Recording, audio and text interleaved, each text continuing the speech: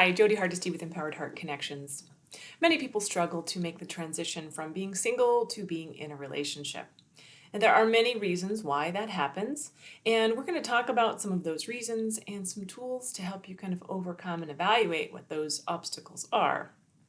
You may also find that you have obstacles if you're in a relationship that continues to have conflict or you keep breaking up with people and you can't seem to find anybody that's really compatible for you. So one of the issues that comes up for people who have been particularly single for a long time and really value their independence, which is great. And I'm not saying you have to sacrifice your independence to be in a relationship, but there are some tools that you have to use in order to be more comfortable in a relationship. So one thing is when we're single and we're by ourselves, we are making all the decisions by ourselves, right? We're buying the food we like, we're planning the trips, the events that we like.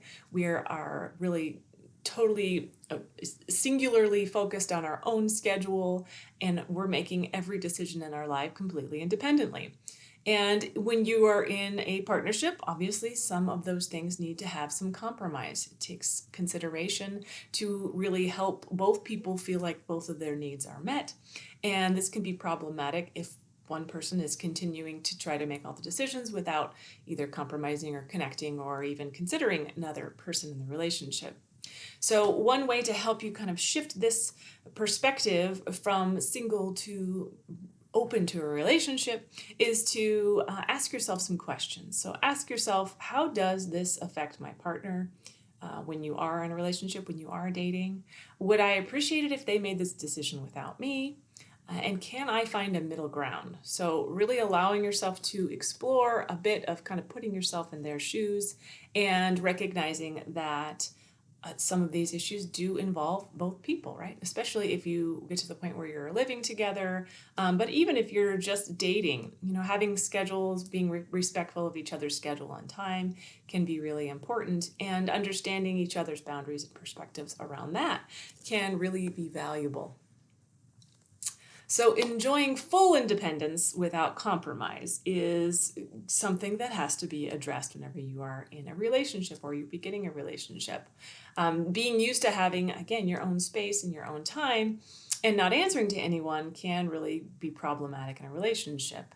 While, again, independence is super healthy and we want to have people be independent and comfortable with themselves being alone before they're able to be in a positive relationship, there are also shared emotional experiences in a relationship that need to really take into consideration that emotional compromise. So having some structured togetherness time can be a tool that can be helpful with this, is really allowing yourself to have time and permission to have your own space and have your own independence, which I think a lot of people sometimes feel insecure about, that if their partner wants to be away from them, that means they don't like them. But the reality is that if we don't have our own personal space to take care of ourselves independently, then it can be draining and it can add a strain to the relationship. So planning some solo time is crucial to helping a relationship really thrive. And being intentional about it. So like perhaps Wednesdays are your solo nights and Fridays are our date nights, but really having some deliberate planning happening with that can help you to really integrate a relationship more effectively. And it helps to start small in this scenario. So if you are just at the beginning of this relationship, invite your partner into one area of your routine instead of changing everything overnight. Right? So you do need to make sure that you maintain some level of self-care and independence so that you don't feel like the relationship is codependent or overbearing. The other aspect that can be challenging is being emotionally distant or unavailable. So again, when you're used to casually dating and you're not opening up or you're keeping deep feelings to yourself, this can make a disconnect and not really allow you to be emotionally vulnerable, which prevents you from being able to really build trust in a relationship. And again, this doesn't mean you have to share your life story and cry all night on the first date. That's different. But when you are building some trust and familiarity, it's helpful to start to gradually share things over time. Again, small things first, like I had a tough day at work is a good example, and build towards deeper emotional conversations. So you really want to be able to get to a level of connection that you're feeling emotional intimacy. And that can happen if we have our walls up and we're very stuck in being alone or being hidden with our emotions. So that vulnerability can make a difference in whether or not the relationship can grow or not. Another aspect is being self-sufficient to the extreme. So maybe you fix your car by yourself, you change your light bulbs, you handle everything alone because you're used to doing that. And it can be a problem because there needs to be mutual support. It's okay to let someone help you. Again, this doesn't mean you have to be codependent, doesn't mean you have to rely on someone solely for your caretaking.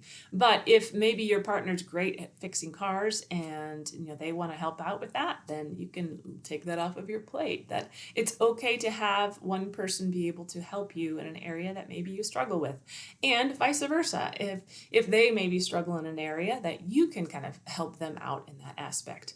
Again, it's not a requirement, but that you're opening yourself up to allowing someone in your space. And that's really difficult whenever you've been doing things independently for quite a long time. So another tool is to let your partner do something for you, even if you can do it yourself. So starting small, like letting them carry the groceries for you or fix something for you, even if you can do it yourself. But it builds trust and connection. And we all want to feel like we have value in a relationship. So even though, again, you don't want to have to depend on someone for everything, but you do need to have some sort of value for each other. And if you're completely independent and you need nothing from your partner, it feels kind of like a rejection, and a little bit of a disconnect happens whenever there's no room for being able to help and connect with each other. Even if it's, hey, I'm having a bad day, can you just listen to me? I just want to talk and vent, right? So asking each other for support can really add value to the relationship and make each other feel like we're special, like we have something unique and special to give to each other. Another aspect that can be challenging is whenever we are so used to taking care of ourselves and only ourselves that we're prioritizing our own comfort over compatibility. So maybe subconsciously we're choosing the wrong partners because deep down we really enjoy our space. We enjoy our privacy and our freedom. So maybe we're not really completely ready for a partner, and that takes a little soul searching to recognize what is it about this that I'm potentially self-sabotaging, where maybe I'm ruling everybody out, even if they're maybe Mr. or Mrs. Right, that they are a compatible partner for you, but that you're just really not ready to share your space and share your life with someone else. So some tools are some honest reflection questions. Am I picking partners based on what's easy instead of what's fulfilling? What am I afraid of by losing? What am I afraid of losing by being in a healthy relationship? And how can I maintain independence while also allowing in love? So really doing some soul searching, some self-exploration around maybe if I am self-sabotaging, if I'm picking partners, or maybe I'm settling for people and I'm kind of casually dating and I'm not really ready. If you are wanting a relationship and you feel like you're ready to move forward, to really assess these characteristics that might be coming up to kind of self-sabotage. And again, if you're just casually dating and you're not ready, that's totally fine too. But if you really are ready and you're wondering what's happening and you keep finding the wrong person, this might be some good these good questions to really ask yourself. Another aspect that can be challenging is flirting or keeping options open. Now, we all have different preferences, expectations, understandings of what flirting looks like. So first of all, casual flirting may be harmless in your relationship, so you want to really have those boundaries set. Like if you're smiling at someone who's in a restaurant with you, is that flirting? To really kind of assess, first of all, what that looks like. But if you're DMing other people or you're keeping an escape plan basically ready in case the relationship doesn't work out, you got one foot in and one foot out the door, that might be problematic for continuing a relationship.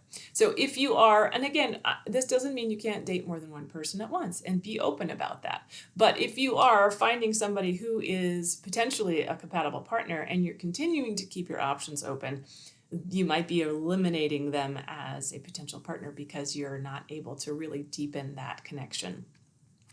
So the problem with continuing to keep your options open or flirting with other people when you're in the relationship is that you're losing out on that emotional loyalty.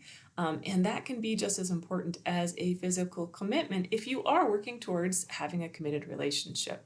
So just really evaluating where you're at in the dating process, and if it's time to maybe stop flirting, maybe stop having other people that you're waiting in the wings just in case this doesn't work out. To really take your time to assess whether or not this person is a good match for you, and when you're ready to really make that an option, to let go of the other aspects of maybe someone waiting in the wings so that you can really build and evaluate whether that emotional loyalty and trust can be there with this person. So another tools is to be mindful and have recognition of what boundaries are. So defining what healthy flirting looks like within your relationship and keeping yourself accountable. So again, different people, different couples have different expectations and different explanations about what flirting is, what's appropriate, what's not. And finding that kind of balance for yourself about what that looks like, and really being clear with your partner about what that means to you and what that looks like for you, so that neither one of you are blindsided or feels like one of you is being dishonest with the other. Many times whenever people are dating and they've had maybe some bad experiences in the past, they tend to avoid conflict at all costs, just sweep on everything under the rug and never really address anything. And so this might happen, especially if you are used to maybe just ghosting someone or walking away from someone when things get difficult. And it's a problem because conflict is a natural part of relationships, and avoiding those conflicts can create unresolved issues to build up and create resentment and potentially ruin a relationship before it even gets started. So really recognizing that you have tools to use. One tool is the 24-hour rule. So instead of shutting down, give yourself like a day to reflect and then come back to the conversation calmly. So making sure you're not reacting either by shutting down or exploding in one way or another, or snapping back or being sarcastic, but giving yourself some time to kind of process it through. And this is huge. If everyone could take some time before they talk, it would make a big difference on resolving conflict. Because when we're in the heat of the moment, it makes it really difficult for us to kind of think and process things through. So taking that time to really think and process, what is it that was frustrating about that situation or hurt my feelings, and what is it that I need in order to move forward in a positive way. So before you address it, have that plan. Don't just come at it from an attack mode as you did this and you're wrong, but utilizing what we've talked about before. And here is those I statements.